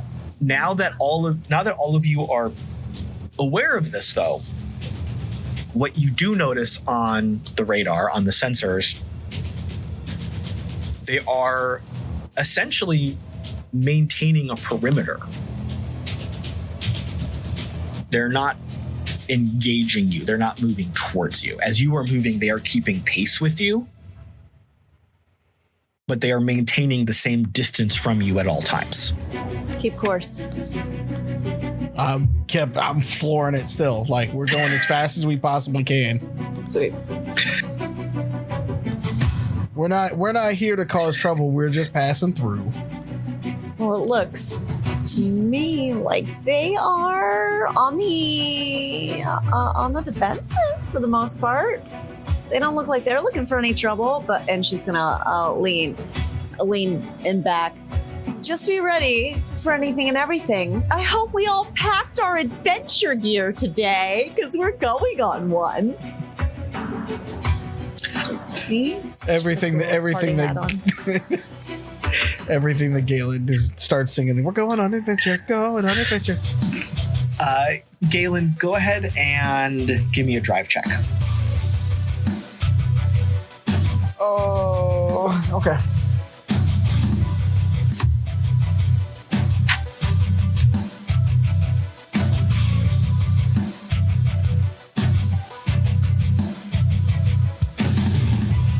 That's a 6.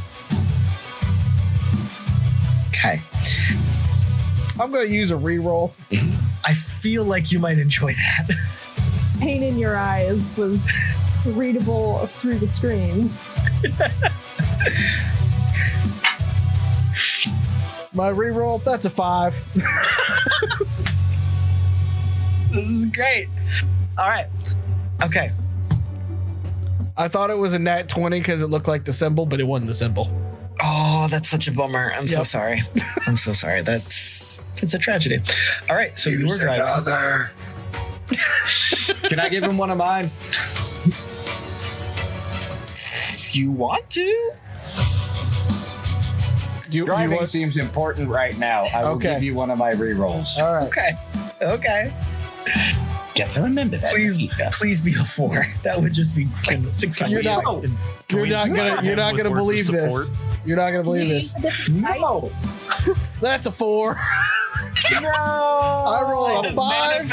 I rolled a 5, a 4, and a 3 on this die is fucking fired for tonight. Chuck it. That thing is that's retired. I will give you one more shot out of Holy my 3. God! I'm using a different one. a 3. I'm gonna be quiet. I ruined that. I'm so sorry. Nat fucking 20. Oh, fourth time's a charm. All right. This was wonderful. Okay, so here's what's going to happen. This drive check was not to avoid necessarily an attack, but it was how well you were reacting to the road in front of you, in addition to this new knowledge of something swarming up behind you. Okay. So as you were driving, you're seeing these pings on the sensors, on the radar. You've got the Winnebago set up so all your displays are keyed into the like virtually on the windshield. Yep. So as you are driving, you're seeing this stuff pop up. It's not interfering with your driving. You're just moving forward. It's on the holo displays or whatnot. So you are kind of watching what's in front of you, but also looking at everything. And you narrowly miss one of these rock formations that's in front of you. Like you clip the bumper just a little bit. You kind of right yourself quickly. You realize that while whatever is behind you is not dive bombing or attacking you, it is almost shepherding you in a given direction. Because as you move, let's say you moved a little bit to the right to go around a rock formation or a rock outcropping on the road, they come in a little bit closer and you've got that instinctual, I need to scoot out of the way to the left a little bit. And they're very slowly, a lesser driver would not have seen this. A driver who would, roll a 5-4-3 would not have seen this. But they're slowly pushing you in a given direction. And this is not the direction that you and Drall originally planned. They're changing your route. You look ahead on the maps and you see that they are pushing you towards, they're pushing you deeper and deeper into Dust Jockey territory. They're pushing you off the path, which would have taken you with relative directness from point A to point B. He's gonna kind of look over at Drall and go, and is like, do we fight our way out of this, or do we just try to negotiate our way out of this? Because we got a swarm there, we got a swarm there, and we got a swarm there. Okay. Well, and she's just gonna tap. Looks like we are being surrounded on all sides and pushed into the kennel. Yeah, we're being herded. Yeah. If we break now, we're dead, though. You think? There's no way out of it. Can the bego go that fast?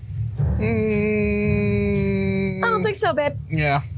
We could always try to blast a hole in one of the groups that's hurting us. Maybe if we blast a opening, we could scoot through there and break the barricade style thing. Yeah, we got some boom boom things here. You shoot at one DJ, you shoot at all DJs. Okay, if we start... okay, let me think about this. We got to be all in no matter what we do. Galen... we're fucked. What if we alter the route that they're pushing us into? We have plenty of explosives. We're going through a lot of rock. They can't, if they're only shepherding us and we call the shots and where they shepherd us into in some ways. And I don't want to fight where they want us to fight.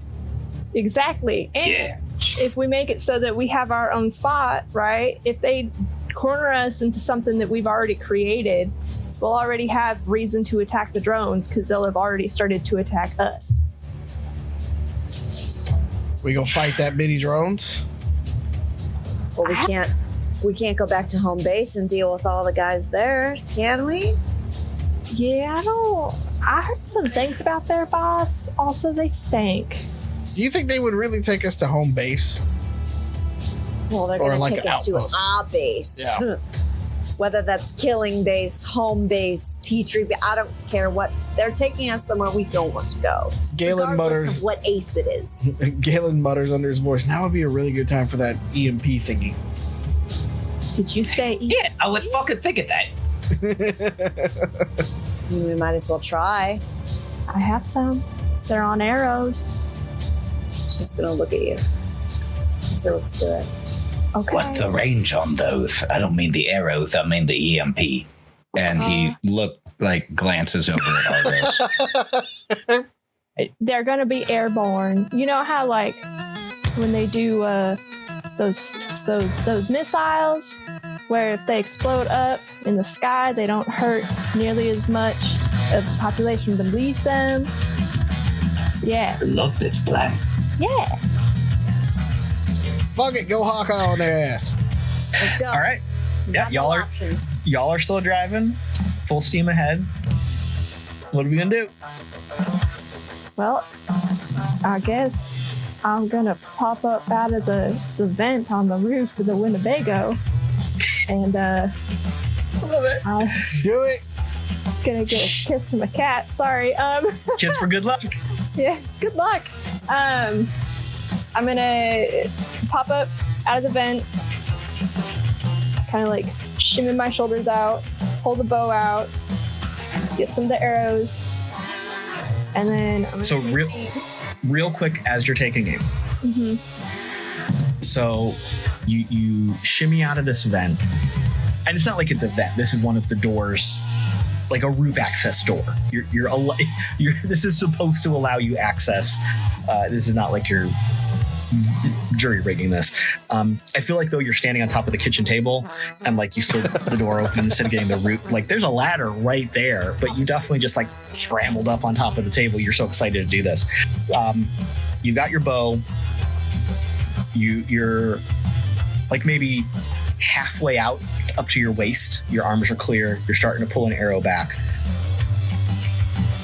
You're moving real fast. Like the Winnebago is hauling ass right now. So you've got all this wind moving this way. past you. Right.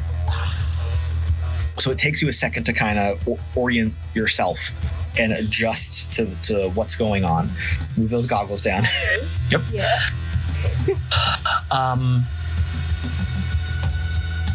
You notice a couple things right off the bat. You are surrounded by more and more of these natural rock outcroppings. It's not like a thick forest, but there's enough of them that you really can't see beyond the road that you are on, if that makes sense. Mm-hmm. They're not walling you in. It's not a fence, but there's so many natural rock outcroppings. There's no other road to go on. These drones kind of pushed you in this direction. You also see that you've got no vision of the sky other than this swarm. And it's a lot. And it's not like it's not like a blanket covering you, but there are so many drones in the air that there's just no clear sky for more than a split second. Getting in the shade. Right. You instantly see, because of your experience, they're moving in a tight formation. You recognize a very skilled pilot. Game recognized game. Mm-hmm. From where you are, you can't easily see any make of the drone, any armaments, anything like that. But your instinct tells you that this is not just, a quadcopter that some random kid would play with. These have specific intent and design. Do I see any weapons on them or anything? You can make a perception check. Sure. Like just from a quick glance as you're trying to ready your bow and steady yourself, you don't see anything, but if you want to try to take a more specific look.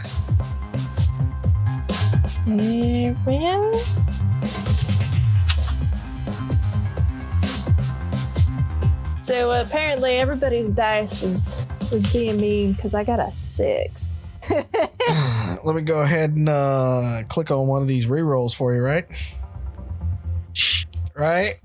We're just sharing rerolls tonight. I love it. No, she has 2. All right.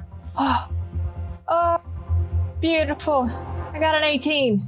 Perfect. Oh my God, that's such a good roll. Thank you, rerolls. Thank you, audience, for giving us those rerolls. Thank you, chat. Please don't forget. Fucking hell. All right. Stack them. Your vision is kind of blurry for a moment, like that vision when everything's like swimmy because everything's moving. You're moving, they're moving. You climbed up to the roof of the Winnebago. You've never done this before. On this particular Winnebago, you've probably done it on other Winnebagos, but on this one, it's weird. Everything's just kind of funny. So you take a second to kind of settle and set and clear your vision. You try to look at the swarm and like pick 1 or 2 out that you can follow with your eyes, because there's a lot of them and they're moving around to follow you very fast. Luckily, they are staying in a very tight formation. So if you can zero in on one, you can try to lock in and follow that one. Like they're not moving in a swarm, they're moving specifically. You do not see any visible external weaponry. You see a very unique drone design that is not something you're familiar with. It's not something that I would recognize from like Scavenging the Waste or anything.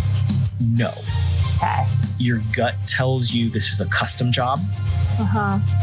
This does not look like a cobbled together, we just made something out of spare parts. This is slick, professional. It looks like a bird of prey, raptor predator kind of thing. Uh-huh. It looks sharp. It looks deadly. You see like matte black. You see running lights. It's not like it's the shape of a bird, but it just visually strikes you as that.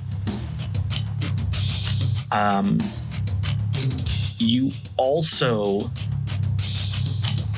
see, kind of through the flashes of these drones that they are moving, you start to see some humanoid figures perched on the rock walls. So now that you are out looking about, you don't see a lot of them, but you see some of them. And it's not on every rock outcropping, but there's definitely people out here with these drones and you. All of that being said, you've got your bow, you've got some EMP arrows, you've got a little bit more information now. Are you going to still take a shot? And where are you going to aim that shot?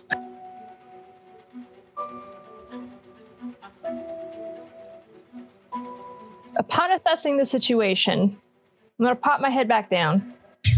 I'm going to relay this to the team. And then I'm going to ask, is there a possibility, and would it be intelligent to perhaps find a cave or something, if there is one on this route, that we can duck into? That will get rid of the flyers. I think that sounds like a good idea. Certainly, at least, that I don't think we should fight where they're trying to lead us. Yeah, I don't like being forced to do things. So, Not okay. No. we need to find somewhere. If we're gonna fight these things, we need to find somewhere where we have some tactical advantage, you know? Like bottleneck them. Or, yeah, so that each one of those arrows of yours can do maximum. All right, so Galen and Drall, do you want to try to use the sensor equipment to look at the road ahead of you and try to find a pull off or a safe spot? I think that is a fine idea. Yep. Gonna be doing the research. All right, you can. Can we just I don't know, turn around? So you can both make a perception check with the Winnebago's plus 1d8 modifier. 23.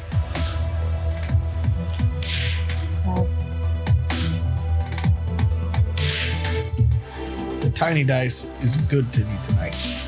All right, so Galen got a 23. What did Drall get? 12. 12? Yeah. Okay. This is good. Drall, you see that the road ahead of you does appear to be a pretty one-way, one-direction kind of road going through some of these big standing rocks. But you also see that there does appear to be a wider space coming up ahead of you, not like a pull off or a turnaround, but like a wider space where you could maybe get your back to a wall. It's not as secure as going towards the cave, but you don't see anything like that immediately, but you do see a point that you feel based on your skill could be defensible. Does this feel like a boss arena? I reserve my right to not answer that question.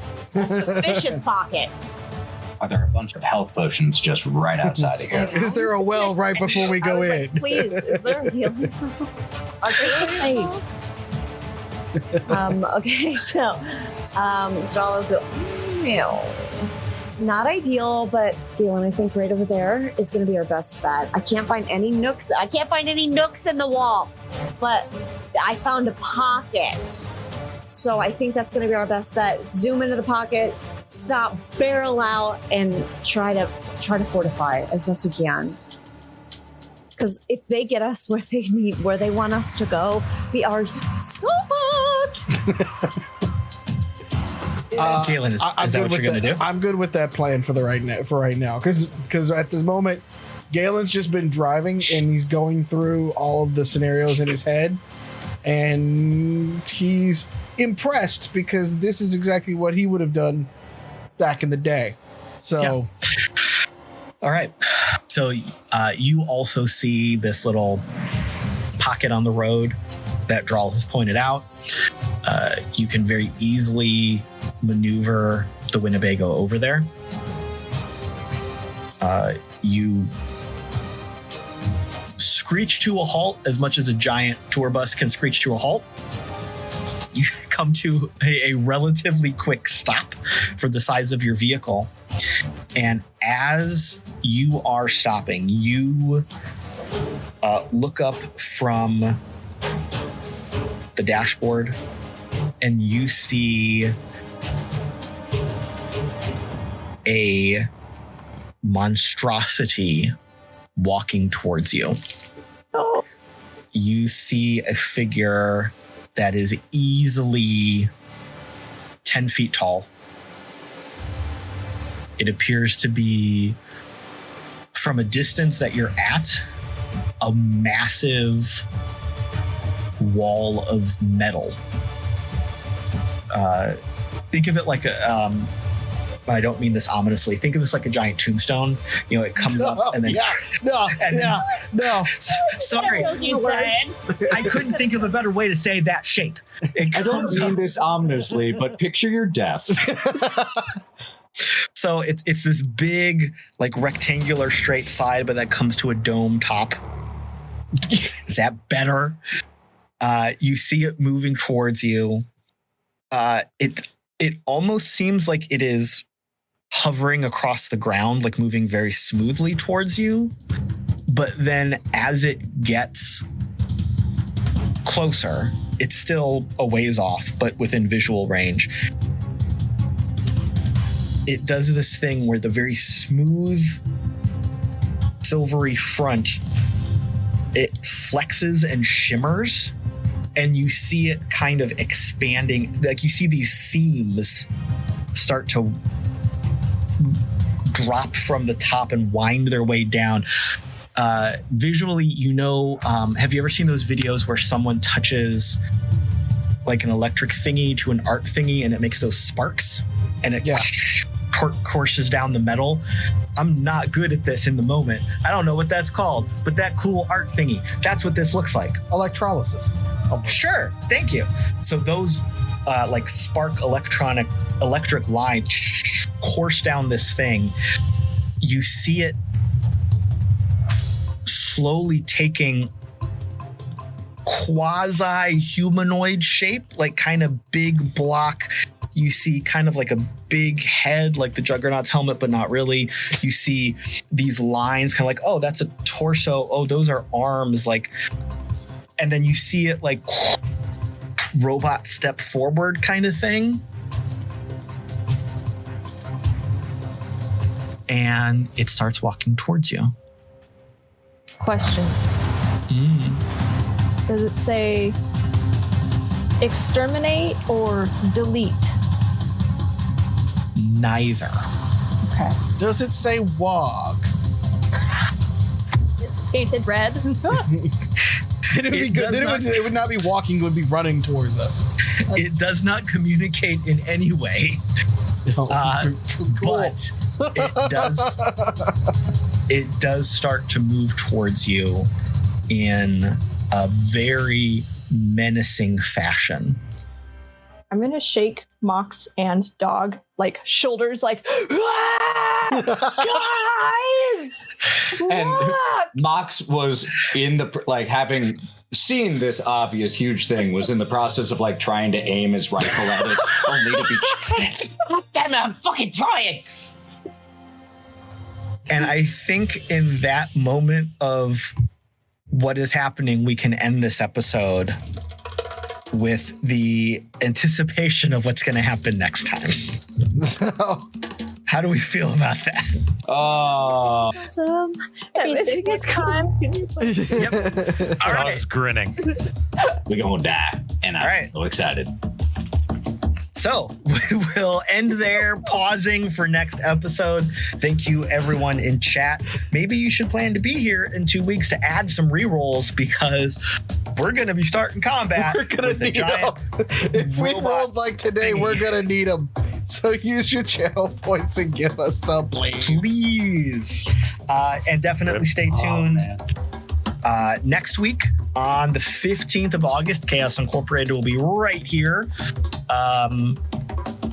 We went to future Vegas and we were going to fight a cult. Yes. And we were dealing with the Yakuza. So same as contemporary Vegas. Pretty much, yeah. Cool. And I got to have a lot of fun playing a crazy drunk guy last game. So we're going to maybe continue that. It may have been a little too far, but it was fun. Anyway, let's go ahead and jump over to saying goodnight from our lovely cast. Who they are, where they are, what they're doing. Let's start with Mallo. If you would like to follow everything else that I am doing outside of Identico, check me out at the Mallo Man, MALLOMAN, everywhere. I'm on literally every platform out there. Unfortunately or fortunately, whichever one you want to do. But you can catch all of my hijinks and all this fun and stuff like that out there. So check it out. And Wild. Hello, I'm Wildling. You can find me just about anywhere except for Threads. I've been dragging my feet. Wildling011. I basically just shitpost, so don't take anything that I say too seriously. Enjoy yourselves. Drink water. get some sleep, do some art, read some books, and come see us next time. We really appreciate you. Mwah. Pete. Hi. You can follow me at the Mallo Man everywhere. Especially if you want to know what's going on with Identico. That's Mallo, man. This is the best bit, and I love it. Lauren, where are you at? Well, I'm on the internet. You can find me anywhere. The Mallo Man. At the Mallo Man. M-A. No. Yeah, you can find me at the Mallo Man, or you can find me at Thousand Faces Cosplay, anywhere you digest media. You can also find modeling shenanigans and other ethos related business at 95% Lauren on Instagram and Twitter. Or X, whatever the fuck. I don't know. I can't keep up. Whatever it's called these days. No one knows what it's both. It's both. And we'll be at Colorado Springs Comic Con at the end of the month. Hopefully going to be debuting Ivy from Soul Calibur 4. So we'll see if that goes down. And hopefully Ethan's going to wrap up his Borderlands 3 cosplay. Yeah. Cosplay's great. Game's not great. Well, excellent transition. Ethan. Hi, I am the other half of Thousand Faces Cosplay. You can follow us pretty much anywhere at Thousand Faces Cosplay. Our Thousand Faces TikTok is predominantly D&D related, so if you want to keep up on any of our D&D shenanigans, including our other streamed game where we're running through Wild Beyond the Witchlight, check out on there. You can see Lauren playing a 450-pound stoner turtle. It's delightful. It's my truest form. And I am on all of the socials at the Caleb G. You can find me right here for Chaos Incorporated. Here and there, Farm to Fable, and a lot of space in the archives from the RPG Academy. Speaking of which, Acadecon 2023 is happening in Dayton, Ohio on the 3rd through the 5th of November. Our Kickstarter launches on the 15th. That is next Tuesday. Kickstarter is going to be advanced badge sales, VIP tickets, vendor sales, sponsorship opportunities, for advertising if you have a game or a podcast. That thing we've sponsored for like 3 years straight and still haven't had a chance to make it out to Ohio. That old ditty. I try to be there for you. I was there last year. No. We absolutely love the RPG Academy. It's just that every year that we have sponsored it, we cannot seem to make it out there. So we'll send in the agents of chaos for us again this year. I was there one day last year, and I will be there for the entire event this year. Kicking off this year, we're going to add our Acadecon Junior series for some of our younger gamers. We're going to add an expanded cosplay contest. We're going to add a trivia contest. And I'm pretty sure due to overwhelming demand, we're going to bring back karaoke, which was just amazingly fun last year. Regular ticket sales and event registration will all be available as we get closer to the con. Acadecon can be followed at Acadecon. I believe right now we only have that on Twitter, whatever. That is everything we have for today. We will see you next time. Same cyber time, same cyber station. I wrote it down and I can't read it right. Good night. We love you. Take care of yourself mentally and physically. Stay safe. Take your meds, eat a snack, drink your water, touch some grass, treat yourself to something nice because you deserve it. Do your best to survive, and we'll see you next time. Good night, everybody.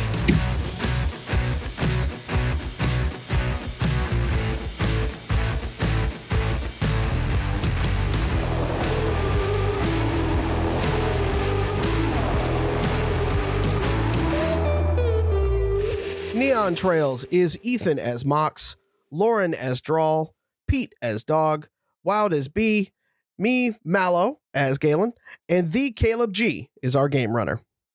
You can learn more about the game we play on this podcast by going to www.playidentico.com. You can join us live for these sessions every Tuesday at 6 p.m. Pacific over on twitch.tv/Identico, and you can watch along with past episodes and see additional content like how to play videos over on our YouTube channel, youtube.com/Identico. Finally, you can follow along with us on the socials at Identico on Twitter and at Humanoid Games on Threads and Instagram. Thanks for listening, everyone. We'll see you next week.